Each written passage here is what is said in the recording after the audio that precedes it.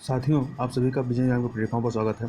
इस वीडियो में हम लोग कुछ महत्वपूर्ण करंट अफेयर को देखेंगे तथा उनसे संबंधित महत्वपूर्ण बिंदुओं की विस्तार से चर्चा करेंगे। तो चर्चा को प्रारंभ करते हैं।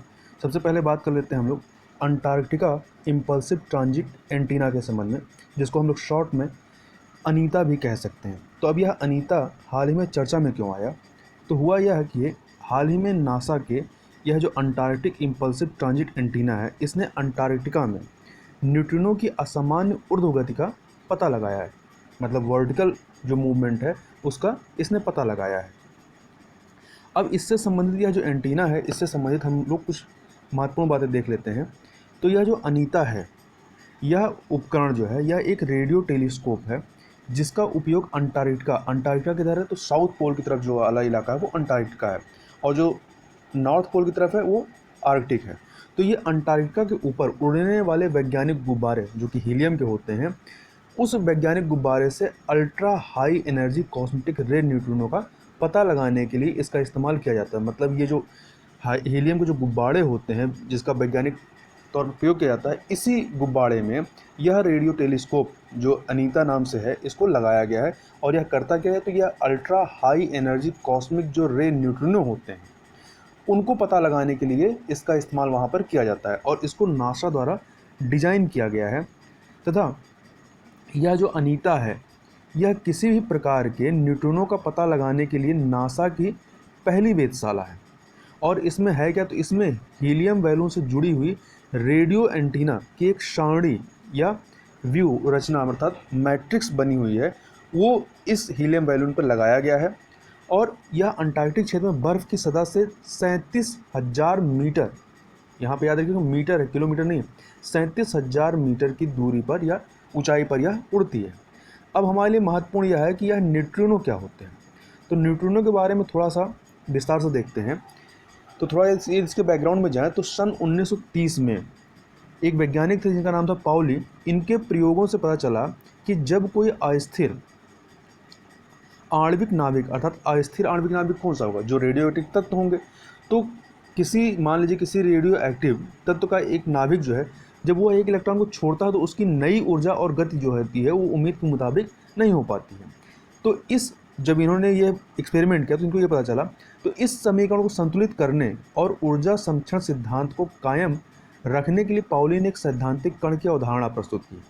पाउली के अनुसार इस कण में ना तो धनात्मक आवेश था और ना ही ऋणात्मक आवेश था।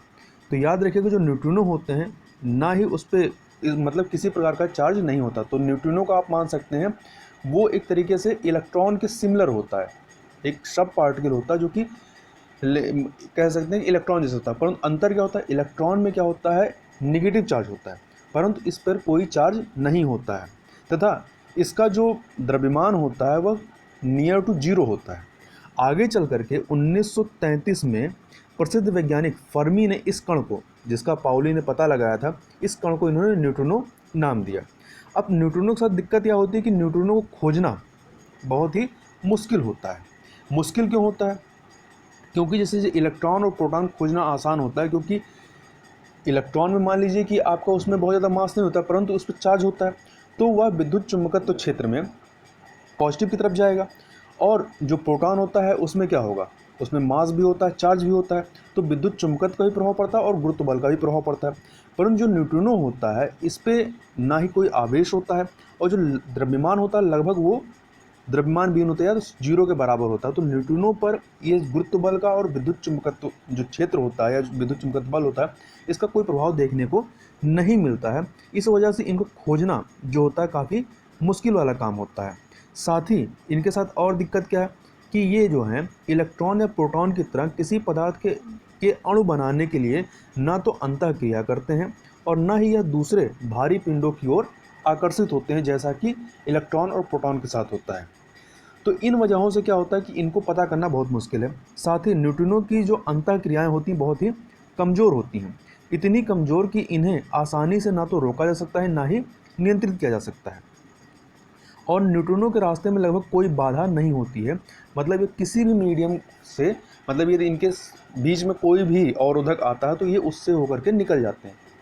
जैसे कि हमारा शरीर, तो हमारे शरीर से प्रति सेकंड क्या है, लाखों करोड़ों जो न्यूट्रिनो है वो पास होते रहते हैं। मतलब इसको कोई भी चीज़ रोक नहीं पाती है, किसी भी चीज़ से होकर के गमन कर जाते हैं। तो इसलिए ये अंतरिक्ष से हम तक जो है, यहाँ धरती तक बड़े आराम से ये सफ़र करके पहुँच जाते हैं। अब यहाँ पर ध्यान दीजिएगा कि बिग बैंग के बाद जब जो बिग बैंग जो थ्योरी बताई जाती है ब्रह्मांड के मतलब उद्भव की, तो बिग बैंग के बाद जो बेहद आरंभिक न्यूट्रिनो पैदा हुए थे वे आज तक हमारे ब्रह्मांड में घूमते रहते हैं। तो इसका फ़ायदा क्या है कि ये न्यूट्रिनो जब बिग बैंग हुआ था, जब ब्रह्मांड बना था, तब से हैं ये न्यूट्रिनो। तो इन न्यूट्रिनो का यदि स्टडी किया जाएगा तो हमें यह ब्रह्मांड किस प्रकार से निर्मित हुआ है इसके बारे में जानकारी मिल सकती है। तथा जो सौर केंद्र हैं, जो हमारे सूर्य का केंद्र है, उसके परमाणु संलयन की वजह से जो न्यूट्रिनो उत्पन्न हुए वो पृथ्वी के ऊपर और हम सबके ऊपर हमेशा घूमते रहते हैं। और प्रति सेकंड लगभग 100 खरब न्यूट्रिनो जो हैं वो सूर्य और अन्य पिंडों से उत्सर्जित होकर हमारे शरीर से टकराते हैं। लेकिन सबसे खास बात यह है कि ये हमें कोई नुकसान नहीं पहुंचाते हैं। तो इसके बारे में ये प्रॉपर्टी याद रखिएगा। यदि एग्जाम में कथन के रूप में पूछे कि यह मनुष्य को नुकसान पहुंचाते हैं, तो नहीं, यह मनुष्य हमारे शरीर को कोई नुकसान नहीं पहुंचाते हैं। तथा जो न्यूट्रिनो होते हैं, न्यूट्रिनो में 1018 इलेक्ट्रॉन वोल्ट के क्रम में ऊर्जा होती है और ये जो होते हैं आस्कारियन इफेक्ट जो होता है उसके कारण बर्फ में रेडियो तरंगों को उत्पन्न करने में सक्षम होते हैं, जिसकी वजह से इनका पता लगाया गया है। तथा अब हम थोड़ा सा ये जो आस्कारियन इफेक्ट है इसके बारे में देख लेते हैं कि आस्कारियन इफेक्ट किससे संबंधित है। पूछा जा सकता है कि यह इफेक्ट किससे संबंधित है। तो यह आस्कारियन इफेक्ट के बारे में बात करें तो यह वह घटना होती है, इंसिडेंट होती है, जहां एक सघन डाई इलेक्ट्रिक माध्यम जैसे कि नमक है, बर्फ है या चंद्र रेगोलित है, तो इसमें जो इस मीडियम में प्रकाश के वेग की तुलना में तेज़ी से यात्रा करने वाला एक कण या पार्टिकल जो है वो माध्यमिक आवेशित कणों की एक बौछार उत्पन्न करता है, या इसको कह सकते हैं सेकेंडरी चार्ज पार्टिकल्स की एक बौछार उत्पन्न करता है। और जब न्यूट्रिनो एक परमाणु के रूप में टूटते हैं तो वे पता लगाने योग्य माध्यमिक कणों या सेकेंडरी पार्टिकल्स की बौछार उत्पन्न करते हैं। तो ये जब ये ब्रेक होते हैं तो इन जो ये सेकेंडरी पार्टिकल्स बनते हैं इनसे ही पता लगाया जा सकता है कि इनका उद्गम कहाँ से हुआ, ये अर्थात ये आए कहाँ हैं। मतलब इनसे यह जांचने में मदद मिलती है कि ये ब्रह्मांड में कहाँ से आए थे। तो इस प्रकार से जो न्यूट्रिनो है, न्यूट्रिनो उच्च ऊर्जा वाले कण होते हैं जो मानव शरीर के लिए अधिक खतरनाक नहीं होते हैं और बिना किसी को पता चले ये अधिक ठोस वस्तुओं से भी गुजरते हैं। मतलब जब हमारे शरीर से ये पास होते हैं तो हमें इसका कोई असर नहीं होता, ना ही हमें इसका पता चलता है कि हमारे शरीर से न्यूट्रिनो गुजर रहे हैं। तथा न्यूट्रिनो की पृथ्वी पर लगातार बौछार होती है और जैसा कि अध्ययनों से पता चला है कि 100 ट्रिलियन न्यूट्रिनो जो है मानव शरीर से प्रत्येक सेकंड गुजरते हैं, परंतु हमें इसका कोई आभास नहीं होता है। आगे चलते हैं, आगे बात करते हैं वेव क्यू की। तो यह वेव क्यू क्या है? तो हाल ही में गूगल प्ले स्टोर ने वेव क्यू ऐप को मंजूरी दी है जिसका उपयोग केरल में शराब वितरित करने के लिए किया जाएगा। तो याद रखिएगा वेव क्यू क्या है, ये एक ऐप है। किसके लिए? केरल में शराब वितरण करने के लिए इस ऐप का प्रयोग किया जाएगा। मतलब इस ऐप के माध्यम से शराब का वितरण किया जाएगा। कैसे किया जाएगा इसको देख लेते हैं। तो इस नव विकसित मोबाइल ऐप के माध्यम से केरल राज्य में शराब की बिक्री के लिए आभासी कतार प्रणाली शुरू की जा सकेगी। मतलब लोगों को एक्चुअल में फिजिकल फॉर्म में वहाँ पर जाकर के लाइन नहीं लगानी पड़ेगी। इस ऐप के माध्यम से वो आभासी वर्चुअल रूप में कतार लगाएंगे और इससे क्या होगा कि शराब की दुकानों पर भीड़ कम हो जाएगी और साथ ही सामाजिक दूरी के जो नियमों, जो फिजिकल डिस्टेंसिंग, कोरोना वायरस से बचने के लिए जो फिजिकल डिस्टेंसिंग की आवश्यकता है, वो जो नियम है उस नियम का उल्लंघन भी नहीं हो सकेगा। और इसका उपयोग जो है केरल के बीवरेज कॉरपोरेशन जो है उसके द्वारा राज्य में शराब वितरित करने के लिए किया जाएगा। और इस ऐप को विकसित किसने किया? तो इस ऐप को कोच्चि स्थित एक स्टार्टअप जिसका नाम है fair code technology private limited, इसके द्वारा विकसित किया गया है। तो याद रखिएगा वेव क्यू क्या है। आगे चलते हैं, बात करते हैं वित्तीय स्थिरता एवं विकास परिषद अर्थात financial stability and development council, को शॉर्ट में हम लोग कह सकते हैं FSDC। तो यह चर्चा में क्यों आया वर्तमान में? तो चर्चा में इसलिए आया कि हाल ही में भारत सरकार ने एक गजट अधिसूचना के माध्यम से डिजिटल अर्थव्यवस्था पर सरकार के बढ़ते फोकस को ध्यान में रखते हुए या इसके मद्देनज़र वित्तीय स्थिरता एवं विकास परिषद अर्थात FSDC में केंद्रीय इलेक्ट्रॉनिक्स एवं सूचना प्रौद्योगिकी मंत्रालय के सचिव को शामिल किया। मतलब सदस्य के रूप में अब क्या होगा, ये जो सचिव होंगे ये भी शामिल होंगे। तो हम लोग बात कर लेते हैं वित्तीय स्थिरता एवं विकास परिषद के बारे में, इससे प्रश्न बन सकता है। तो इसका जो गठन हुआ था वह हुआ था दिसंबर 2010 में, और यह एक सांविधिक निकाय है, अर्थात स्टैट्यूटरी बॉडी है। याद रखिएगा, संवैधानिक नहीं है, सांविधिक निकाय है यह। तथा यह एक सांविधिक निकाय नहीं है, ठीक है। और वित्तीय स्थिरता एवं विकास परिषद बनाने का जो विचार है, जो यदि इसके बारे में बात करें तो पहली बार इसका जो विचार आता है वह 2008 में वित्तीय क्षेत्र में सुधार के लिए बनाई गई रघुराम राजन समिति जो थी, उस रघुराम राजन समिति से यह विचार आता है वित्तीय स्थिरता एवं विकास परिषद का।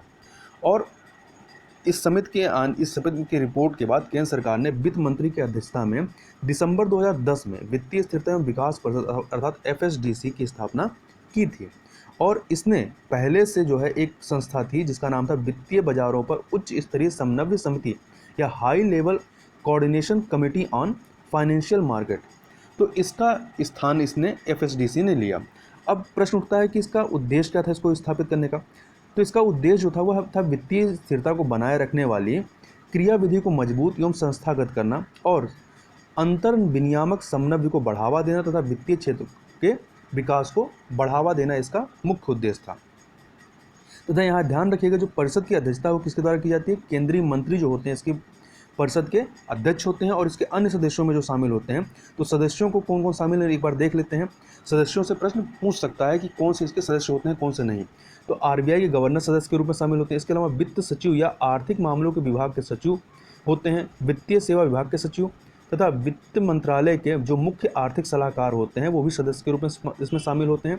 और भारतीय प्रतिभूति एवं विनिमय बोर्ड अर्थात सेबी के जो अध्यक्ष होते हैं वो भी सदस्य के रूप में होते हैं।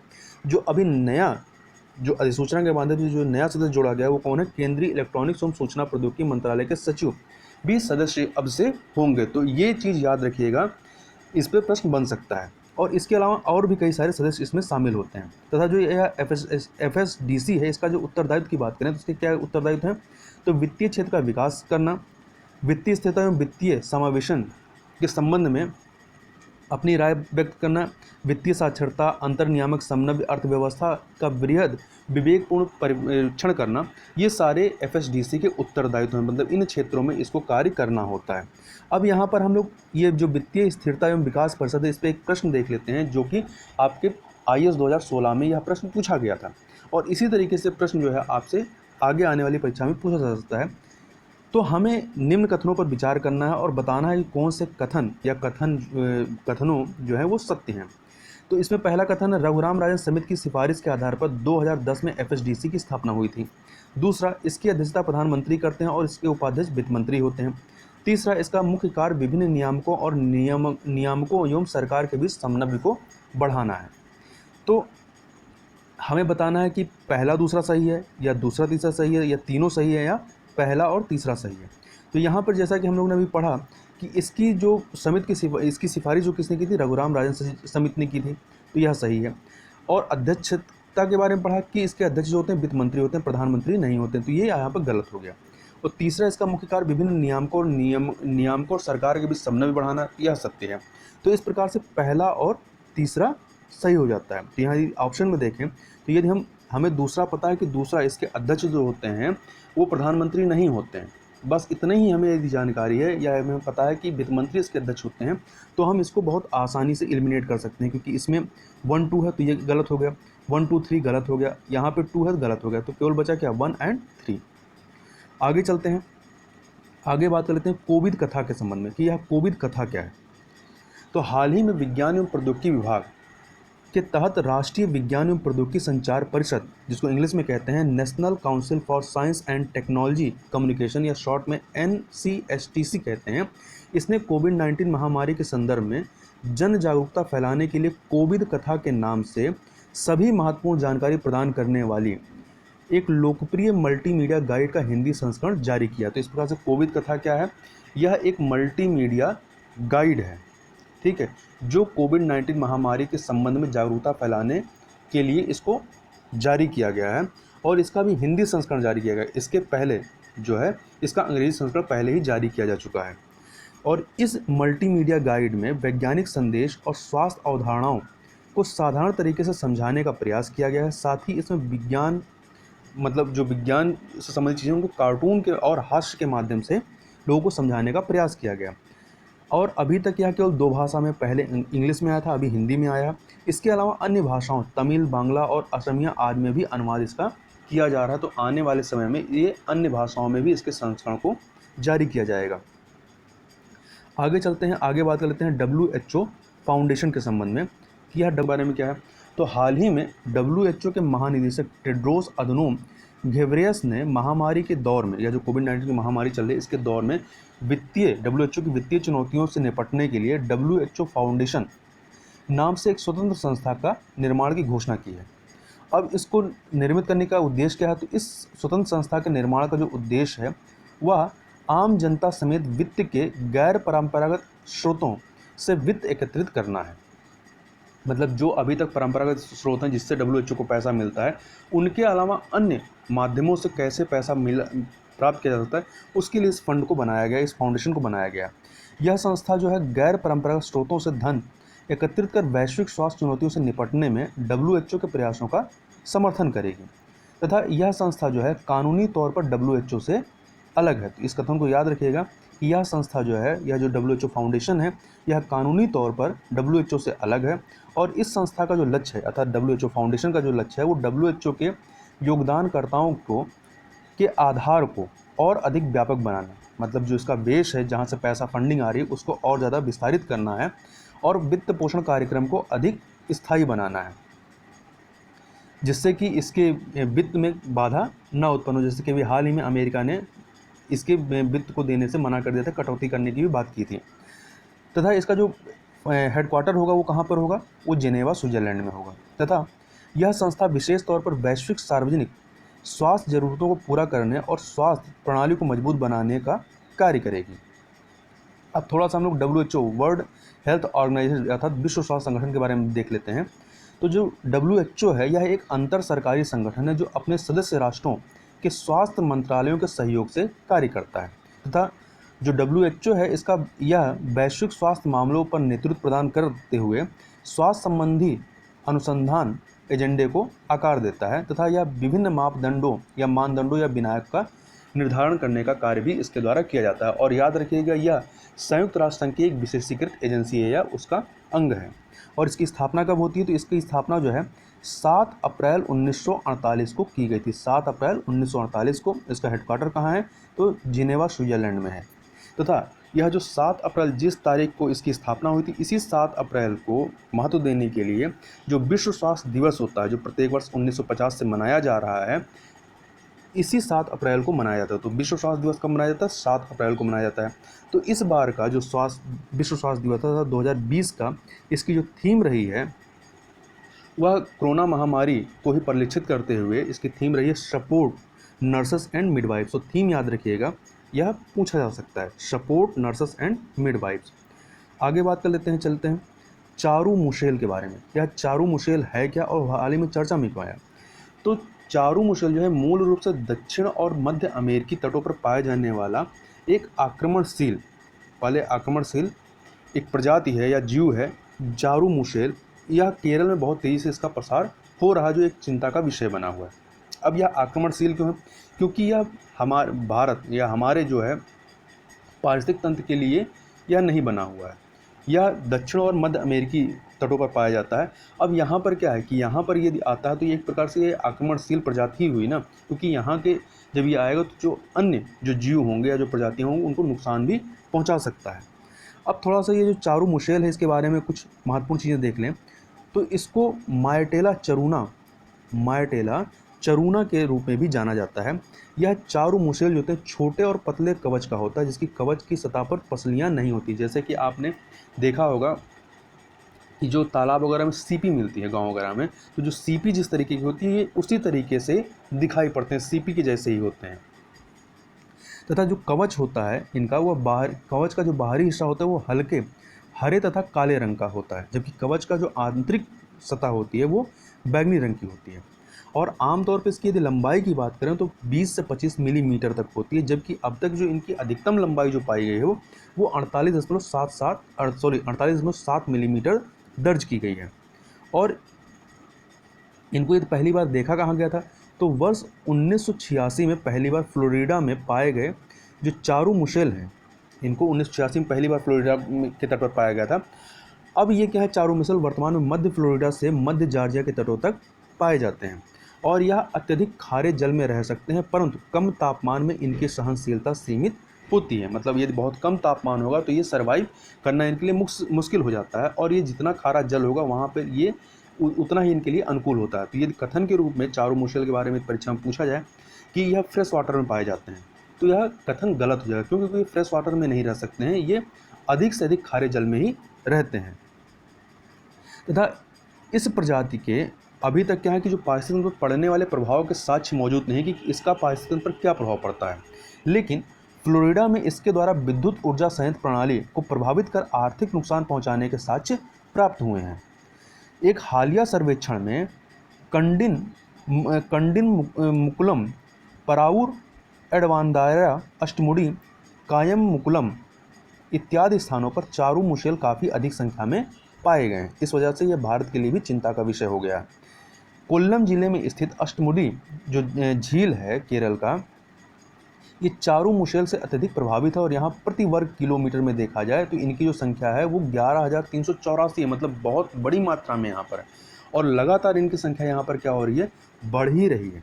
तथा एक पत्रिका है जिसका नाम है एक्वेटिक बायोलॉजी एंड फिशीज, इसमें एक प्रकाशित एक शोध पत्र के अनुसार वर्ष 2017 में चक्रवात ओखी जो आया था उसके कारण चारू मुशेल का तेजी से प्रसार यहाँ पर हुआ है। तो ये जब चक्रवात आया तो चक्रवात के साथ बह करके ये यहाँ पर पहुँचे हैं। तथा इसके अलावा संभावना यह भी जताई जा रही है कि चारू मुशेल जो हैं वो समुद्री जहाज़ों से चिपक कर ही यहाँ भारतीय तटों तक पहुँचे हैं। अब हम लोग थोड़ा सा अष्टमुडी जो झील जहाँ पर इनकी मात्रा बहुत तेज़ी से बढ़ रही है उस झील के बारे में देख लेते हैं। तो अष्टमुडी जो झील है यह केरल के कोल्लम ज़िले में स्थित है और इसका आकार जो है 8 भुजाओं वाला है, इसलिए इसका नाम जो है वो अष्टमुडी झील पड़ा हुआ है। और ध्यान रखिएगा यह भारत की एक बहुत महत्वपूर्ण आर्द्रभूमि है जो कि रामसर आर्द्रभूमि स्थल में भी शामिल है। और अष्टमुडी जो झील है यह केरल की दूसरी सबसे बड़ी एस्चुरिन प्रणाली है। एस्चुरिन प्रणाली मतलब क्या होता है कि नदी का वह जलमग्न मुहाना होती है जहां स्थल से आने वाले जल और सागरी खारे जल का मिलन होता तथा ज्वारी लहरें क्रियाशील रहती हैं। जैसे कि जो नदियां होती हैं वो जब जहाँ समुद्र से मिलती हैं तो दो प्रकार के निर्माण करती हैं, या तो वो एस्चुरी का निर्माण करती हैं अर्थात ज्वार नदमुख का निर्माण करती हैं, या डेल्टा का निर्माण करती हैं।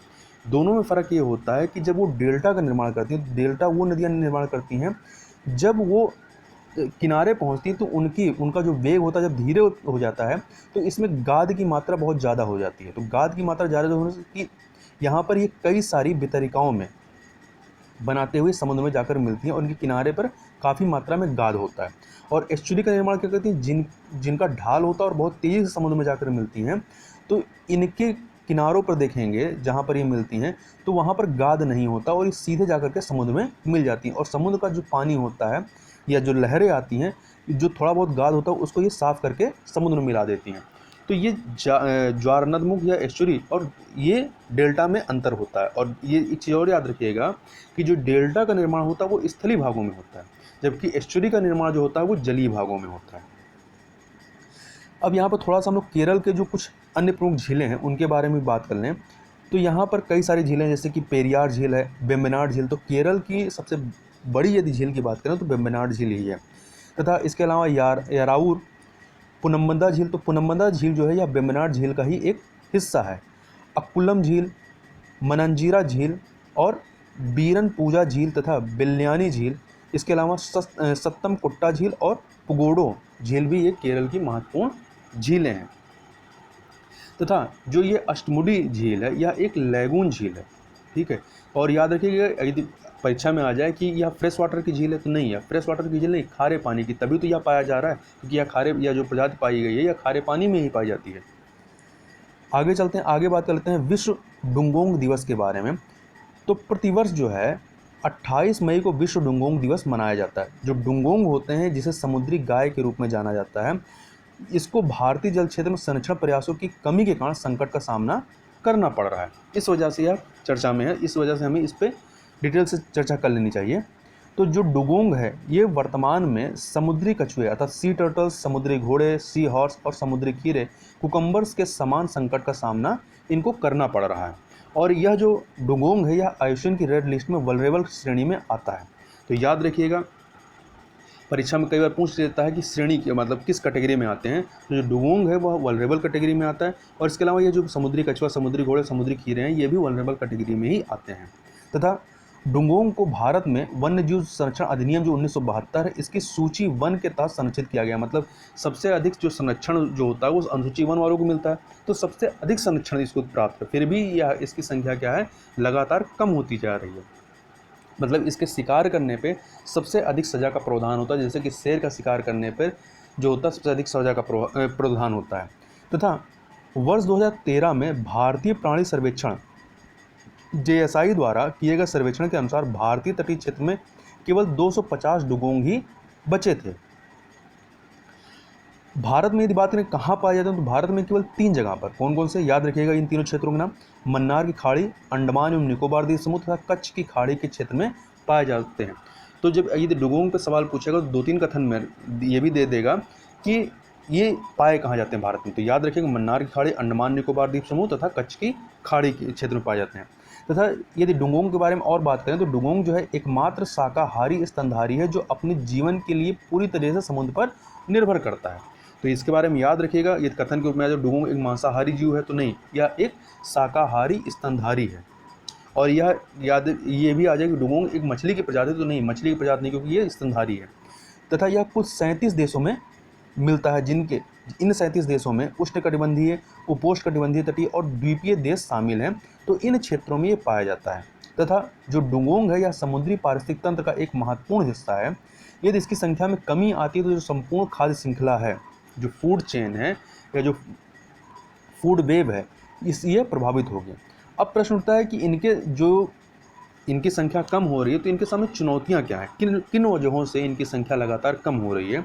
तो जो डुगोंग स्तनधारी समुद्री प्रजाति है, इसमें जो मादा डुगोंग होते हैं वो एक शिशु को पैदा करने से पहले ये 12 से 14 महीने तक का इनका गर्भ होता है। तो गर्भ धारण करने के बाद ये जन्म देती हैं, और प्रत्येक शिशु के मध्य में 3 से 7 वर्षों का न्यूनतम अंतराल होता है। मतलब एक डुगोंग, मादा डुगोंग, यदि एक आज उसने बच्चा दिया है तो 3 से 7 वर्षों के बाद ही वो अगला शिशु पैदा करेगी। तो इससे क्या है कि ये इनकी जो प्रजनन प्रणाली है उसकी वजह से ही इनकी जो वृद्धि होती है काफ़ी धीमे गति से होती है। तो ये एक रीज़न है। दूसरा, डुगोंग जो होते हैं अपने भोजन के लिए समुद्री घास पर निर्भर करते हैं। ऐसा माना जाता है कि एक डुगोंग जो है दिन भर में 50 किलो तक समुद्री घास का सेवन करता है। और हो क्या रहा है कि जो समुद्री वाहन है जैसे जहाज़ वगैरह, उनके कारण जो समुद्री घास है उनमें लगातार कमी हो रही है। तो जब लगातार कमी होगी तो इनको भोजन नहीं मिल पा रहा है, तो इस वजह से भी इनकी संख्या कम होती जा रही है। इसके अलावा तमिलनाडु, गुजरात, अंडमान जहाँ के तटीय क्षेत्रों में पाए जाते हैं, यहाँ पर इनके मांस को बेचा जाता है। तथा अब जो इसका मांस खरीदते हैं उन लोगों का मानना है कि इस मांस का सेवन करने से शरीर का तापमान संतुलित रहता है। और इसके जो मांस की डिमांड है, अब यह इसका जो है 1000 रुपये पर किलो के दर से यह जो है मतलब इतना महंगा इसका मांस बिकता है। इसके अलावा अन्य कई संकट हैं, जैसे कि आवास के इनके विनाश हो रहा है, व्यापक जल प्रदूषण बढ़ रहा है, तथा अब इनका अवैध शिकार होता है मांस के लिए, अन्य चीज़ों के लिए भी होता है। जहाज़ों की आवाजाही से क्या हो रहा है, घास जो ये खाते हैं वो प्रभावित हो रहा है। जो अनियोजित पर्यटन है, तो ये सब सारी चीज़ें मिलकर कहीं ना कहीं इनके अस्तित्व के लिए खतरे का निर्माण कर रहे हैं। अब देख लेते हैं कि इनके लिए जो संरक्षण का प्रयास किया गया है, तो भारतीय वन्यजीव संस्थान जो है, तो भारतीय वन्यजीव संस्थान के बारे में याद रखिए, इसका गठन जो हुआ था वो 1982 में हुआ था, और कहाँ पर हेडक्वार्टर है, देहरादून में है।